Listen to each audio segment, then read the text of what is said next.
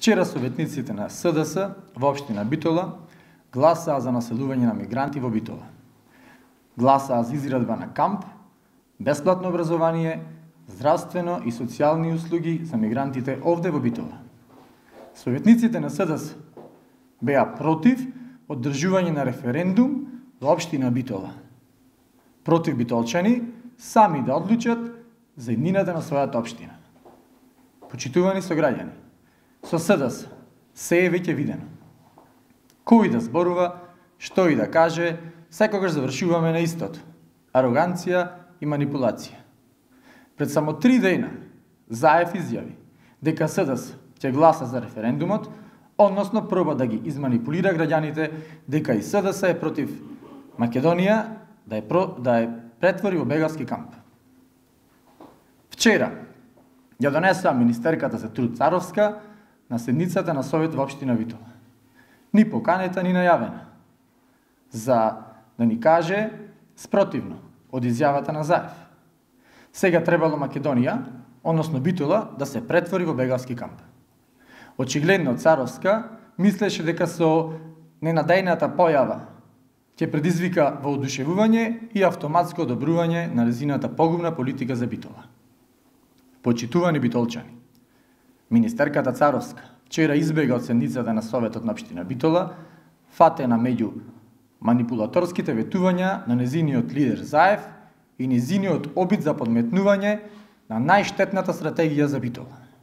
Не можеше да одговори на прашањата на советниците од ВМРО ДПМН, не ни одговори зошто објектите за сместување на мигрантите, кои ги ставила во стратегијата, се надвор од прогласено кризно подрачје и се наоѓаат во населени места, овде во Битола. Но ние битолчани сме културни луѓе, па еве ќе ја прашаме од Битола, таа нека одговори од Скопје.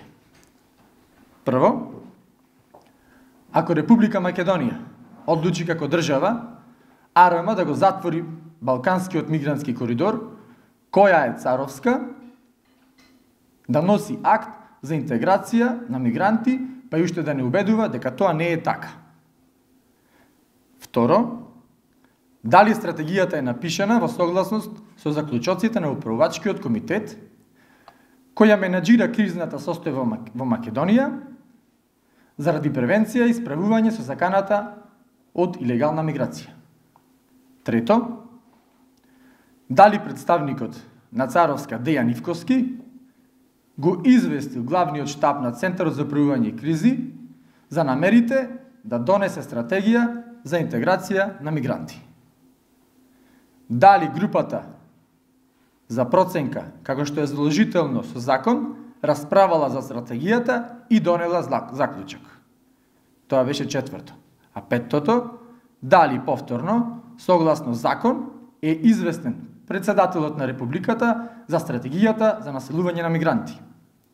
Шесто, дали управувачкиот комитет донел нов заклучок наспроти 2 годишните заклучоци од 2015 до 2017 за превенција и справување со мигранти во периодот од 2017 до 2027.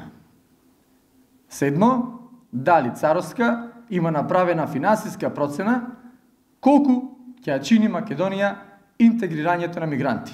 И можеби најважното прашање, осмо, дали интеграцијата на мигранти, која се носи во 2017, сушност значи прекин на кризната состојба на крај од 2017 и повлекување на македонската армија од границите, со што по нова година на мала врата се отвора коридорот за транспорт на мигранти. На крај, зошто советниците на СДС повторно гласаа против референдум во Битола и покрај најавата на Заев. Почитувани битолчани, јасно ни е дека ги препознавате ароганцијата и манипулацијата на СДС. Исто како што ни е јасно дека на 15 октомври ќе излеземе сите заедно за Битола и ќе речеме не на погубната стратегија за претворање на нашиот град во бегалски камп. Ние, за разлика од Царовска, не бегаме од седниците на Совет, ние сме таму и ги браниме интересите на битолчани. Го направивме тоа вчера И уште посилно ќе го направиме тоа на 15 октомври.